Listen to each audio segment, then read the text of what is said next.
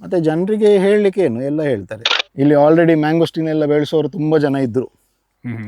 ಅದರಲ್ಲಿ ಕೆಲವರೆಲ್ಲ ಅವರೇ ಸ್ವಂತ ಮಾರುಕಟ್ಟೆ ಎಲ್ಲ ಮಾಡ್ತಾಯಿದ್ರು. ಹೆಚ್ಚಿನವರಿಗೆಲ್ಲ ಸ್ವಂತ ಮಾರುಕಟ್ಟೆ ಇರಲಿಲ್ಲ. ಬೆಳೆದದ್ದು ನಾವು ಅಂದಾಗ ತಿನ್ನೋವನಿಗೆ ಸಿಗುವಂಥ ಕ್ವಾಲಿಟಿ ಸಹ ಅದು ನಮ್ಮ ರೆಸ್ಪಾನ್ಸಿಬಿಲಿಟಿ. ಆ 400 ಇದ್ದದ್ದು ಒಂದು 4-5 ದಿವಸದಲ್ಲಿ 120ಕ್ಕೆ ಹೋಯ್ತು. ರಂಬುಟಾನ್ ಏನು ಗೊತ್ತಾ, ಅದು ಇರೋದೇ ಕೆಂಪು ಕಲರ್. ಕೆಂಪು ಕಲರ್ ಹಕ್ಕಿಗಳಿಗೆ ಭಾರಿ ಪ್ರಿಯ. ಮ್ಯಾಂಗೋಸ್ಟಿನ್ಗಂತಲೇ ಪರ್ಟಿಕ್ಯುಲರ್ ಒಂದು ಫ್ಯಾನ್ ಬೇಸ್ ಇರ್ತದೆ, ರಂಬುಟಾನ್ಗಂತಲೇ ಪರ್ಟಿಕ್ಯುಲರ್ ಫ್ಯಾನ್ ಬೇಸ್ ಇರ್ತದೆ.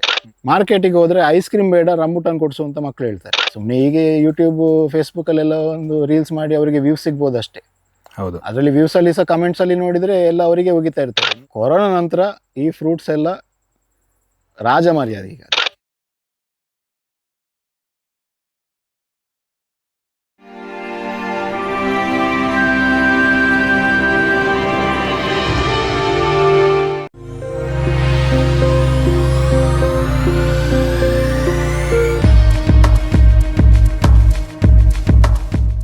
ಒಂದು ಗಿಡದಲ್ಲಿ 10 kg ಬರುವಲ್ಲಿ 1 kgನೂ ಬರಲಿಕ್ಕೆ ಸಿಗ್ಲಿಲ್ಲ.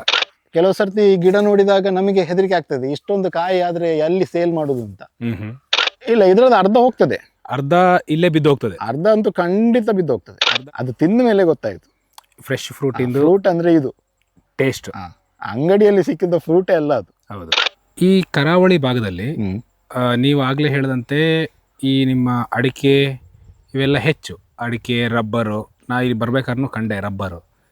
ಇದ್ರ ಮಧ್ಯದಲ್ಲಿ ಇದರ ಮೇಲ್ಗಡೆ ಒಂದು ಆಸಕ್ತಿ ನಿಮಗೆ ಉಂಟಾದದ್ದು ಹೇಗೆ? ಮುಂಚೆ ನಾನು ಕೆಲಸ ಮಾಡ್ತಿದ್ದಾಗ ನಾನು ಬೆಂಗಳೂರಲ್ಲಿದ್ದದ್ದು. ಸೊ ಅಲ್ಲಿ ಈ ರಂಬುಟಾನ್ ಮ್ಯಾಂಗೋಸ್ಟಿನ್ದು ಸೀಸನ್ ಟೈಮಲ್ಲೆಲ್ಲ ಫ್ರೂಟ್ಸ್ನೆಲ್ಲ ಸೇಲ್ ಮಾಡ್ತಾಯಿದ್ರು. ಅದನ್ನು ನೋಡಿಬಿಟ್ಟು ನಾವು ಫ್ರೂಟ್ಸ್ ತಗೊಂಡು ಸ್ವಲ್ಪ ತಿಂದೆಲ್ಲ ನೋಡಿದ್ವಿ, ಏನಿದು ಸ್ವಲ್ಪ ಹೊಸ ಬಗೆಯ ಫ್ರೂಟ್ಸ್ ಅಂತ. ಆಮೇಲೆ ನಾನು ಆ ಟೈಮಲ್ಲಿ ಸ್ವಲ್ಪ ಮಶ್ರೂಮ್ ಎಲ್ಲ ಕಲ್ಟಿವೇಷನ್ ಮಾಡಲಿಕ್ಕೆ ಸ್ವಲ್ಪ ಇಂಟ್ರೆಸ್ಟ್ ಇತ್ತು. ಸೊ ಅದರ ವಿಚಾರವಾಗಿ ಒಂದು ಸ್ಟಾಲ್ ಎಕ್ಸಿಬಿಷನ್ ಮಂಗಳೂರಲ್ಲಿ ಒಂದು ಹಲಸಿನ ಮೇಳ ಅಂತ ನಡೀತದೆ. ಆ ಟೈಮಲ್ಲಿ ಒಂದು ಸ್ಟಾಲ್ ಎಲ್ಲ ಹಾಕ್ಲಿಕ್ಕೆ ಅಂತ ವಿಚಾರ ಮಾಡಲಿಕ್ಕೆ ಹೋದಾಗ ಅಲ್ಲಿ ನನಗೆ ನನ್ನ ಮೆಂಟರ್ ಸಿಕ್ಕಿದ್ರು, ಚಂದ್ರಶೇಖರ್ ಚೌಟ ಅಂತ. ಸೊ ಅವರು ಸಿಕ್ಕಿದಾಗ ಅವರ ಗ್ರೂಪನ್ನೆಲ್ಲ ಇಂಟ್ರೊಡ್ಯೂಸ್ ಮಾಡಿಸಿ ಅವರೆಲ್ಲ ಒಂದು ಕಲೆಕ್ಟಿವ್ ಆಗಿ ಟ್ರಾಪಿಕಲ್ ಫ್ರೂಟ್ ಪ್ರೊಡ್ಯೂಸರ್ಸ್ ಎಲ್ಲ ಜೊತೆಗೆ ಒಂದು ಸ್ಟಾಲ್ ಹಾಕಿ ಅಲ್ಲಿ ಸೇಲ್ ಮಾಡ್ತಾಯಿದ್ರು. ಹಾಗೆ ಅವರು ಆ ವಿಚಾರ ಹೇಳಿದಾಗ ನನಗೆ ಅದು ಸ್ವಲ್ಪ ಇಂಟ್ರೆಸ್ಟಿಂಗ್ ಕಾಣ್ತು. ಅದೇ ಟೈಮಲ್ಲಿ ನನ್ನ ತಂದೆ ಸಹ ಹೇಳಿದರು, ಈಗ ಅವರ ಕೊಲೀಗ್ ಯಾರು ಹೀಗೆ ರಂಬುಟಾನ್ ಗಿಡ ಹಾಕಿದಾರಂತೆ ಕೇರಳದಲ್ಲಿ, ಅದು ನಮಗೆ ಸಾಕ್ಬೋದಲ್ಲ ನೋಡು ಅಂತ.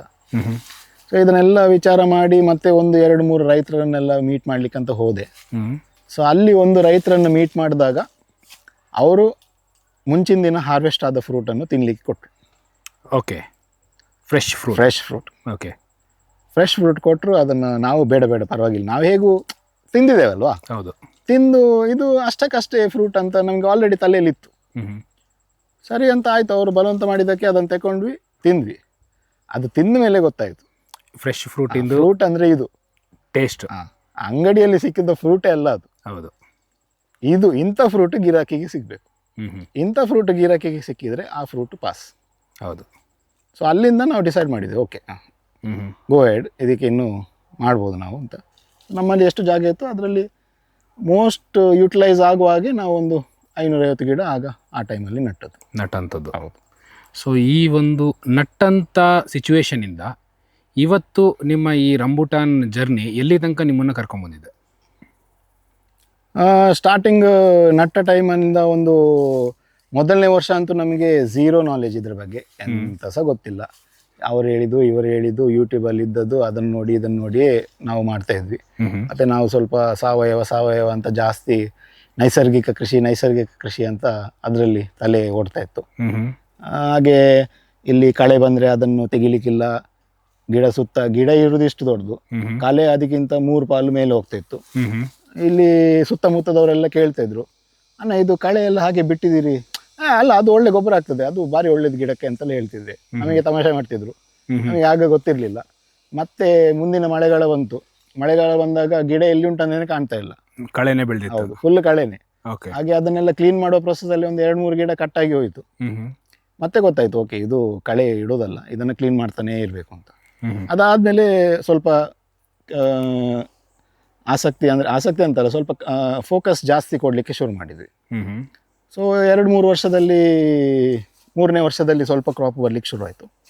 ಅದು ಅಷ್ಟು ಸೇಲ್ ಮಾಡುವಷ್ಟು ಕ್ರಾಪ್ ಅಲ್ಲ. 4ನೇ ವರ್ಷದಲ್ಲಿ ಒಂದು ಸ್ವಲ್ಪ ಒಳ್ಳೆ ಡೀಸೆಂಟ್ ಕ್ರಾಪ್ ಬಂತು. ಅದು ಕೊರೋನಾ ಬಂದ ಟೈಮಲ್ಲಿ ತುಂಬ ಏನಿರಲಿಲ್ಲ, ನಮ್ಮ ಹತ್ರ ಒಂದು 15 ಕ್ವಿಂಟಲ್ ಇತ್ತು. ಸೊ ಅದನ್ನು ನಾವೇ ಬೆಂಗಳೂರಲ್ಲಿ ಎಲ್ಲ ಅಪಾರ್ಟ್ಮೆಂಟ್ಸ್ ಇದೆಲ್ಲ ಪ್ರೀ ಆರ್ಡರ್ಸ್ ಎಲ್ಲ ತಗೊಂಡು ನಮ್ಮದೇ ಗಾಡಿ ಮಾಡಿಕೊಂಡು ನಾವು ಅಲ್ಲಿ ಫುಲ್ಲು ಡೋರ್ ಡೆಲಿವರೀಸ್ ಎಲ್ಲ ಮಾಡಿಕೊಂಡು ಬೆಂಗಳೂರಿನಲ್ಲಿ ಬೆಂಗಳೂರಲ್ಲಿ ಅದನ್ನೆಲ್ಲ ಮಾಡಿ ಹಾಗೆ ಫ್ರೂಟ್ಸ್ನೆಲ್ಲ ಮುಗಿಸಿದ್ವಿ ಆ ವರ್ಷ. ಮತ್ತು ಅದೇ ಟೈಮಲ್ಲಿ ಚೌಟ್ರು ಅವ್ರದ್ದು ಅವಕಾಡೋ ಫ್ರೂಟ್ ಬಗ್ಗೆ ಹೇಳಿದರು. ಅದರದ್ದು ಸ್ವಲ್ಪ ಟ್ರೇಡಿಂಗ್ ಮಾಡುವ ಅಂತ ಸ್ಟಾರ್ಟ್ ಮಾಡಿದ್ವಿ. ಸೊ ಅವಕಾಡೋ ಫ್ರೂಟನ್ನು ಒಳ್ಳೆ ಗೌರ್ಮೆಂಟ್ ಸ್ಟೋರ್ಸಿಗೆಲ್ಲ ಇಂಟ್ರೊಡ್ಯೂಸ್ ಮಾಡಿಸಿದ್ವಿ.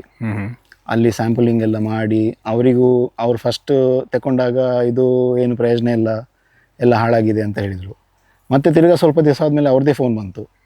ಅದರಲ್ಲಿ ಒಂದು ವೆರೈಟಿ ಕೊಟ್ಟಿದ್ರಲ್ಲ, ಅದು ಭಾರಿ ಚೆನ್ನಾಗಿತ್ತು, ಅದು ಇವತ್ತು ನಾವು ತಿಂದ್ವಿ, ಅದು ಕಳಿಸ್ಬೋದಾ ಅಂತ.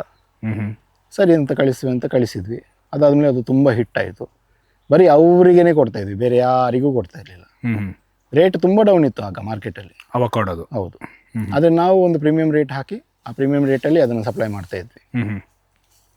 ಮತ್ತು ಮ್ಯಾಂಗೋಸ್ಟೀನ್ದು ಟೈಮ್ ಬಂತು. ಮ್ಯಾಂಗೋಸ್ಟೀನ್ ಸಹ ಹಾಗೆ, ಮ್ಯಾಂಗೋಸ್ಟೀನಿಗೆ ಒಳ್ಳೆ ಬಯರ್ಸ್ನ ಹುಡುಕಿ ಅಲ್ಲಿ ಕೊಡಲಿಕ್ಕೆ ಶುರು ಮಾಡಿದ್ವಿ. ಆವಾಗ ಕೆಲವೊಂದು ಸತ್ಯಾಂಶ ಗೊತ್ತಾಯಿತು. ಇಲ್ಲಿ ಆಲ್ರೆಡಿ ಮ್ಯಾಂಗೋಸ್ಟೀನ್ ಎಲ್ಲ ಬೆಳೆಸೋರು ತುಂಬ ಜನ ಇದ್ದರು. ಅದರಲ್ಲಿ ಕೆಲವರೆಲ್ಲ ಅವರೇ ಸ್ವಂತ ಮಾರುಕಟ್ಟೆ ಎಲ್ಲ ಮಾಡ್ತಾಯಿದ್ರು. ಹೆಚ್ಚಿನವರಿಗೆಲ್ಲ ಸ್ವಂತ ಮಾರುಕಟ್ಟೆ ಇರಲಿಲ್ಲ. ಸೊ ಅವರಿಗೆಲ್ಲ ಹೀಗೆ ಹೋಲ್ಸೇಲ್ ಯಾರಾದರೂ ಬಂದು ತಗೊಂಡು ಹೋಗೋರು ಇದ್ದರೆ ಅವರಿಗೆ ಕೊಟ್ಟು ಬಿಟ್ಟು ಹೋಗ್ತಾಯಿದ್ರು. ಅಲ್ಲೆಲ್ಲ ಒಳ್ಳೆ ಸೀಸನ್ ಟೈಮಲ್ಲಿ ಸಹ 180 ರೂಪಾಯಿ 200 ರೂಪಾಯಿಗೆಲ್ಲ, ಮ್ಯಾಕ್ಸಿಮಮ್ ಅಂದರೆ 200, ಇಲ್ಲ ಒಂದು 170 180 ಆ್ಯಾವ್ರೇಜಲ್ಲಿ ಫ್ರೂಟ್ಸ್ ತಗೊಂಡು ಹೋಗ್ತಿದ್ರಂತೆ. ನಾವು ಹೀಗೆ ಹೋಗಿ ಹೇಳಿದ್ವಿ ಅವ್ರ ಹತ್ರ, ಇದು ರೇಟ್ ಇಷ್ಟಿಲ್ಲ, ನಾವು ಬೇಕಾದ್ರೆ ಜಾಸ್ತಿ ಕೊಡ್ತೇವೆ ಅಂತ. ಮತ್ತು ಆ ಟೈಮಲ್ಲಿ ನಾವು ಹೇಳಿದ್ದೆ, ಅವರು ಕೇಳಿದರೆ ಎಷ್ಟು ಕೊಡ್ತೀರಿ ಅಂತ. ನಾವು ಆ ವರ್ಷ ಒಂದು ಅವರಿಗೆ 350 ಆಗಿ ರೇಟ್ ಹಾಕಿದ್ವಿ. 350 ಆಗಿ ರೇಟ್ ಹಾಕಿದ್ದಕ್ಕೆ ಅವರಿಗೆ ಮತ್ತೆ ಆಶ್ಚರ್ಯ ಆಯಿತು, ಇಷ್ಟೊಂದೆಲ್ಲ ವ್ಯತ್ಯಾಸ ಇತ್ತಲ್ಲ ಅಂತ. ಮತ್ತೆ ಹೇಳಿದ್ವಿ, ರೇಟ್ ನಾವು ಕೊಡ್ತೇವೆ, ಅದರ ಪ್ರಕಾರ ನೀವು ಕಾಯಿ ಸಹ ಅದೇ ಥರ ಕ್ವಾಲಿಟಿ ಕನ್ಸಿಸ್ಟೆನ್ಸಿ ಇರಬೇಕು ಅಂತ. ಹೌದು. ಮತ್ತು ಅವರು ಅದನ್ನೆಲ್ಲ ಸ್ಟೆಪ್ಸ್ ಫಾಲೋ ಮಾಡಲಿಕ್ಕೆ ಶುರು ಮಾಡಿದರು. ಸ್ಟಾರ್ಟಿಂಗಲ್ಲಿ ಸ್ವಲ್ಪ ಅವರ ಕೆಲಸದವರೆಲ್ಲ ಹೆಸಿಡೆಂಟ್ ಆಗಿದ್ದರು. ಮತ್ತು ಈಗ ಅವರು ತುಂಬ ಟಾಪ್ ನಾಚ್ ಕ್ವಾಲಿಟಿಯಲ್ಲಿ ಮೇಂಟೈನ್ ಮಾಡ್ತಾ ಇದ್ದಾರೆ. ಯಾಕಂದರೆ ಅವರಿಗೆ ಅರ್ಥ ಆಗಿದೆ, ಇದು ಹೀಗೆ ಕಾಯನ್ನು ಮೇಂಟೈನ್ ಮಾಡಿದರೆ ಮಾತ್ರ ಅದು ಮಾರ್ಕೆಟ್ ಕೊಡಲಿಕ್ಕೆ ಆಗೋದಂತ. ಮತ್ತು ಮೇಯ್ನಾಗಿ ಆ್ಯಸ್ ಅ ಫಾರ್ಮರ್, ಈ ಹೆಚ್ಚಾಗಿ ಎಲ್ಲ ರೈತರು ಹಾಗೆ, ರೈತ ಅಂದ ತಕ್ಷಣ ಕಟಿಂಗ್ ಆಗಿ ಹೋಯಿತು ಅಂದರೆ ಮುಗೀತು ನನ್ನ ಕೆಲಸ ಅಂತ. ಅಲ್ಲಿ ನಮ್ಮ ಅಪ್ರೋಚ್ ಸ್ವಲ್ಪ ಚೇಂಜ್ ಆಗಬೇಕು. ಹೌದು. ಬೆಳೆದದ್ದು ನಾವು ಅಂದಾಗ ತಿನ್ನೋವನಿಗೆ ಸಿಗುವಂಥ ಕ್ವಾಲಿಟಿ ಸಹ ಅದು ನಮ್ಮ ರೆಸ್ಪಾನ್ಸಿಬಿಲಿಟಿಯೇ. ಹೌದು. ಯಾಕಂದರೆ ಅದು ನಾವು ಆ ಸ್ಟೆಪ್ಪನ್ನು ಕರೆಕ್ಟಾಗಿ ಫಾಲೋ ಮಾಡಿದರೆ ಮಾತ್ರ ನಮ್ಮಿಂದ ತಗೊಂಡು ಹೋಗುವವ ಇನ್ನೊಬ್ಬನಿಗೆ ಕೊಡುವಾಗ ಸಹ ಸರಿಯಾಗಿ ಇರ್ತದೆ. ಸೊ ಆ ವಿಷಯದಲ್ಲೆಲ್ಲ ಈಗ ಸ್ವಲ್ಪ ನಮ್ಮಿಂದಲೇ ಆಗ್ತಾ ಇರೋದಂತಲ್ಲ, ಎಲ್ಲರಿಗೂ ಅದು ಅರಿವಾಗ್ತಾ ಉಂಟು, ಹಾಗೆ ಚೆನ್ನಾಗಿ ಹೋಗ್ತಾ ಉಂಟು, ಏನು ತೊಂದರೆ ಇಲ್ಲ. ಕೆಲವೊಮ್ಮೆ ಆಚೆ ಈಚೆ ಆಗ್ತಾ ಇರ್ತದೆ, ಅದು ಆಬ್ವಿಯಸ್, ಕೆಯೋಟಿಕ್ ಆಗಿ ಇದ್ದೇ ಇರ್ತದೆ, ಯಾವಾಗಲೂ ಪ್ಲೆಸೆಂಟ್ ಆಗಿ ಇರೋದಿಲ್ಲ ಅಲ್ಲ. ಹೌದು, ನಡೀತಾ ಇದೆ. ಸೊ ಹೋಲ್ಸೇಲ್ ಮಾರ್ಕೆಟಲ್ಲಿ ನಾವೀಗ ಟ್ರೇಡಿಂಗ್ ಸಹ ಮಾಡಲಿಕ್ಕೆ ಶುರು ಮಾಡಿದ್ದೇವೆ. ನಮ್ಮ ಜೊತೆಯಲ್ಲಿ ಇರುವಂಥ ಬೆಳೆಗಾರರು ಯಾರಿದ್ದಾರೆ ಅವರು ಸುಮಾರು ಜನ ನಾವು ಒಟ್ಟಿಗೆ ಕ್ಲಬ್ ಮಾಡ್ಕೊಂಡಿದ್ದೇವೆ. ಸೊ ಅವ್ರದ್ದೆಲ್ಲ ಪ್ರೊಡ್ಯೂಸ್ನ ನಾವು ಮಾರ್ಕೆಟ್ ಮಾಡಿ ಕೊಡ್ತೇವೆ. ಆಲ್ ಓವರ್ ಇಂಡಿಯಾ ನಮ್ಮ ಸಪ್ಲೈಸ್ ಎಲ್ಲ ನಡೀತಾ ಇದೆ. ಸೊ ಇದರಲ್ಲಿ ಒಂದು ಹೆಚ್ಚಿನ ಒಂದು ಸಮಸ್ಯೆ ಅಲ್ಲೇ ಇದ್ದದ್ದು ಅಂತ ಕಾಣುತ್ತೆ ಬಹುಶಃ. ಯಾಕಂತ ಹೇಳಿದ್ರೆ ಬಹುಶಃ ನಿಮಗೂ ಗೊತ್ತು, ಹಿಂದೆ ಎಲ್ಲ ಈ ಕೇರಳಿಗರು ಇಲ್ಲಿ ಬಂದುಬಿಟ್ಟು ನಾವು ಬೆಳೆದಂಥ ಹಣ್ಣನ್ನು ಯಾವುದೋ ಒಂದು ಬೆಲೆಗೆ ತಗೊಂಡೋಗ್ತಾರೆ ಅನ್ನೋ ಒಂದು ಮಾತಿತ್ತು. ಬೆಳೆಗಾರರು ಅದೇ ಒಂದು ಹೆಸಿಟೇಷನಲ್ಲಿ ಬೆಳೀತಾ ಇದ್ರು ಕೂಡ. ಸೊ ನಮ್ಮಲ್ಲೇ ಅದೊಂದು ಗ್ರೂಪು, ಒಂದು ಟ್ರೇಡಿಂಗು, ಒಂದು ನಿರ್ದಿಷ್ಟವಾದಂತಹ ಒಳ್ಳೆ ಬೆಲೆ ಸಿಕ್ತು ಅಂತ ಹೇಳಿದ್ರೆ ನಾವು ಇನ್ಯಾರನ್ನೂ ಕಾಯುವಂತಹ ಅವಶ್ಯಕತೆ ಇರೋದಿಲ್ಲ ಅಂತ ತಿಳ್ಕೊಳ್ತೀನಿ. ಹೌದು. ಸೇಮ್ ಟೈಮ್ ಯಾರನ್ನೂ ಬಿಟ್ಟಿರ್ಲಿಕ್ಕೆ ಆಗೋದಿಲ್ಲ, ನಮಗೆ ಎಲ್ಲರೂ ಬೇಕು. ಹೌದು. ಆದರೆ ನಾವು ಎಕ್ಸ್ಪ್ಲಾಯ್ಟ್ ಆಗಬಾರ್ದು ಅಷ್ಟೇ. ಹೌದು. ನಾವು ಎಲ್ಲಿ ಎಕ್ಸ್ಪ್ಲಾಯ್ಟ್ ಆಗೋದಿಲ್ಲ ಅಂತ ಜಾಗ ನಮಗೆ ಫಸ್ಟ್ ಪ್ರಿಫರೆನ್ಸ್. ಆದಷ್ಟು ಈಗ ನಮ್ಮ ಹತ್ರ ಪ್ರೊಡ್ಯೂಸ್ ಇದ್ದಾಗ ನಮ್ಮಿಂದ ಎಷ್ಟು ಮ್ಯಾಕ್ಸಿಮಮ್ ಡೈರೆಕ್ಟಾಗಿ ನಮಗೆ ಕೊಡ್ಲಿಕ್ಕೆ ಆಗ್ತದೆ ಅದನ್ನು ನಾವು ರೀಚ್ ಮಾಡ್ಲಿಕ್ಕೆ ನೋಡ್ತೇವೆ. ಪ್ರೊಡ್ಯೂಸ್ ಎಕ್ಸೆಸ್ ಆದಾಗ ಒಂದು ಸ್ವಲ್ಪ ಹೊಂದಾಣಿಕೆ ಇರಬೇಕಾಗ್ತದೆ.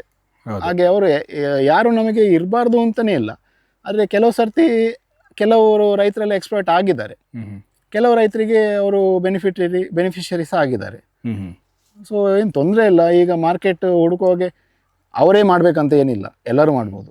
ಹೌದು. ಈಗ ಇಲ್ಲಿ ನಾವು ಬೆಳೆಸ್ತಿರೋದ್ರಿಂದ ಈಗ ಒಂದು ಹೆಸರು ಸಹ ಬರ್ತಾ ಉಂಟು, ಮ್ಯಾಂಗ್ಳೂರ್ ಮ್ಯಾಂಗೋಸ್ಟೀನ್ ಅಂತ.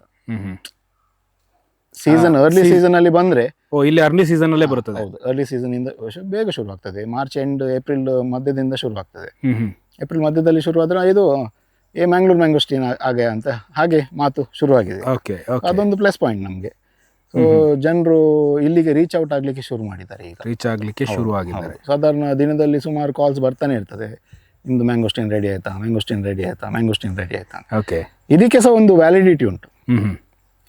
ಯಾವಾಗ ಕೇರಳದ್ದು ಫ್ರೂಟ್ ಬರ್ಲಿಕ್ಕೆ ಶುರು ಆಯಿತು ಆವಾಗ ಈ ಡಿಮಾಂಡ್ ಫುಲ್ ಹೋಗ್ತದೆ. ಇಲ್ಲಿ ರೇಟ್ ಕೂಡ ಕಮ್ಮಿ ಆಗ್ತದೆ, ಡಿಮಾಂಡ್ಸ್ ಹೋಗ್ತದೆ, ರೇಟು ಕಮ್ಮಿ ಆಗ್ತದೆ. ಈಗ ಕಳೆದ ವರ್ಷ 600 ರೂಪಾಯಲ್ಲಿ ಇತ್ತು ಹೋಲ್ಸೇಲ್ ರೇಟ್ ಮ್ಯಾಂಗೋಸ್ಟೀನ್.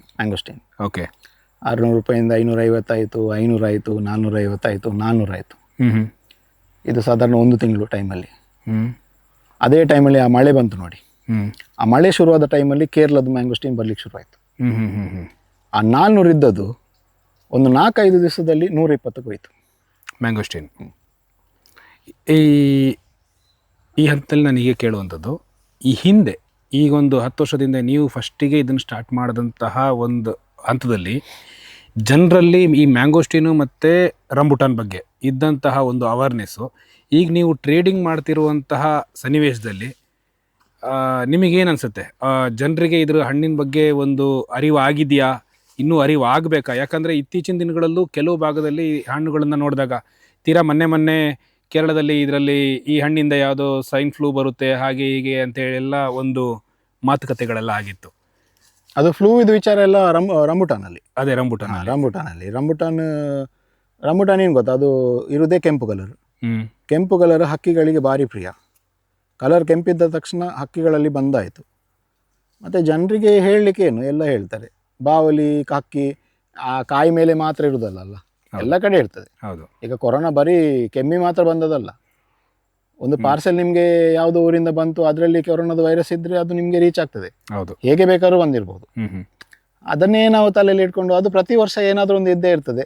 ಮಕ್ಕಳು ಅದನ್ನು ತಿಂದರು, ಅವರಿಗೆ ಇದು ಹುಷಾರಿಲ್ಲದೆ ಆಸ್ಪತ್ರೆ ಸೇರಿದ್ರು, ಹಾಗೆ ಈಗ ಅದರಂತ ಏನಾದರೂ ಒಂದು ಲಿಚ್ಚಿ ಬಗ್ಗೆ ಕೆಟ್ಟದಾಗಿ ಪ್ರೊಪಗಾಂಡ ಮಾಡೋದಾ, ಪ್ರತಿಯೊಂದು ಇರ್ತದೆ. ಅದರ ಬಗ್ಗೆ ನಾವು ಅಷ್ಟೊಂದು ಯಾರು ತಲೆ ಕೆಡಿಸ್ತಾ ಇಲ್ಲ.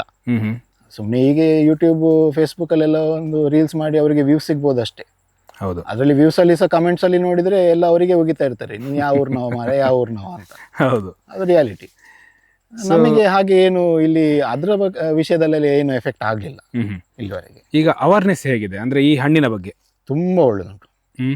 ಈ ಒಂದು 10 ವರ್ಷದ ಹಿಂದಿಗಿಂತ 10 ವರ್ಷದ ವಿಷಯ ಬಿಡಿ, ಕೊರೋನಾ ನಂತರ ಈ ಫ್ರೂಟ್ಸ್ ಎಲ್ಲ ರಾಜಮರ್ಯಾದೆ ಈಗ ಅದಕ್ಕೆ. ಅಂದರೆ ಮುಂಚೆ ಅಯ್ಯೋ ಅದು ಕಾಸ್ಟ್ಲಿ ಫ್ರೂಟ್ ಮಾರೆ ಅಂತ, ಈಗ ಫ್ರೂಟ್ ಹಾಗೆ ಕಾಸ್ಟ್ಲಿ ಉಂಟು, ಅದೇ ಜನರು ಅಷ್ಟೇ ಇಂಪ್ರೂವ್ ಆಗಿದ್ದಾರೆ. ಜನರಿಗೆ ಈಗ ದೇ ಡೋಂಟ್ ಮೈಂಡ್ ಸ್ಪೆಂಡಿಂಗ್.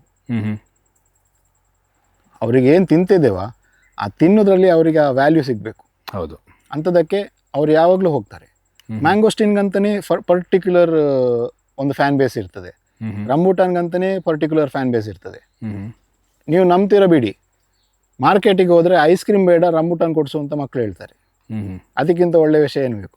ಹೌದು, ರಂಬೂಟಾನ್ ನೋಡಿದ್ರಾಯ್ತು, ಎಷ್ಟಿದ್ರು ಸಹ ಖಾಲಿ ಮಾಡಿಬಿಡ್ತಾರೆ. ಮ್ಯಾಂಗೋಸ್ಟೀನ್ ಸಹ ಹಾಗೆ. ಮ್ಯಾಂಗೋಸ್ಟೀನ್ ಈ ಟೈರ್ 1 ಸಿಟೀಸಲ್ಲಿ ಇದ್ದವರಿಗೆ ಸ್ವಲ್ಪ ಜಾಸ್ತಿ ಇಷ್ಟ. ಇಲ್ಲಿ ಅಷ್ಟು ಅವೇರ್ನೆಸ್ ಇರಲಿಲ್ಲ, ಇವಾಗ ಅವೇರ್ನೆಸ್ ಬರ್ತಾ ಉಂಟು, ಹೋಗ್ತದೆ. ಆದರೆ ವಾಲ್ಯೂಮ್ ವೈಸ್ ಎಲ್ಲ ನೋಡಿದರೆ ಟೈರ್ 1 ಸಿಟೀಸಲ್ಲಿ ವಾಲ್ಯೂಮ್ಸ್ ಜಾಸ್ತಿ, ಮೂಮೆಂಟು ಜಾಸ್ತಿ. ಮತ್ತು ಈ ಮದುವೆದು ಸೀಸನ್ ಎಲ್ಲ ಇದ್ದಾಗ ಆ ಟೈಮಲ್ಲೆಲ್ಲ ಸ್ವಲ್ಪ ಜಾಸ್ತಿ ಮೂಮೆಂಟ್ ಇರ್ತದೆ ಇಂಥ ಫ್ರೂಟ್ಸ್ಗಳಿಗೆ. ಹೌದು, ಪರ್ಟಿಕ್ಯುಲರ್ಲಿ ಈ ಕೆಲವು ಕಮ್ಯುನಿಟೀಸ್ನವರು ಅವರ ವೆಡ್ಡಿಂಗ್ ಮೆನ್ಯೂವಲ್ಲಿ ಫ್ರೂಟ್ ಬೌಲ್ ಎಲ್ಲ ಇಟ್ಟು ತುಂಬ ಚೆನ್ನಾಗಿ ಆರ್ಗನೈಸ್ ಮಾಡಿರ್ತಾರೆ. ಸೊ ಅದರಲ್ಲೆಲ್ಲ ಒಳ್ಳೆ ಹೋಗ್ತದೆ. ಅದರಿಂದಲೇ ಸೇಲ್ ಆಗ್ತಿರೋದಂತಲ್ಲ, ಮೆಜಾರಿಟಿ ಸೇಲ್ಸ್ ಆಗೋದೆಲ್ಲ ಕೌಂಟರ್ ಸೇಲ್ಸಲ್ಲಿ. ಅದರಲ್ಲೇ ಹೈಯೆಸ್ಟ್ ಆಗೋದು ರೋಡ್ ಸೈಡಲ್ಲಿ.